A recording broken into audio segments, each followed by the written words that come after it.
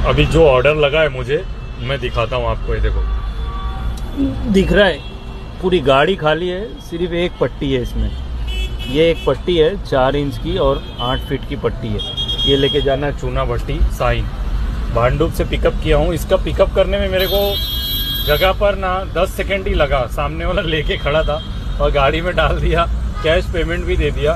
बोले भाई लेके निकल जाओ, चूना भट्टी में वो हाईवे पे बस वाला जो ट्रैवल्स है वहाँ पे देना है। ऐसा पिकअप ड्रॉप है ना जो बहुत कम मिलता है, ज़्यादातर ऐसा मिलता नहीं है।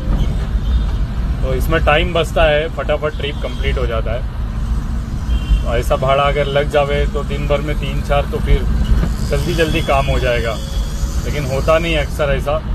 अभी ऐसी ज़रूरत किसी को रहती है वैसे लोग ही बुक करते। अब इनको परवड़ेगा तो बुक किया उन्होंने गाड़ी, एक पट्टी के लिए इतना भाड़ा देने के लिए वो बुक किए। बोले तो कुछ इम्पोर्टेंट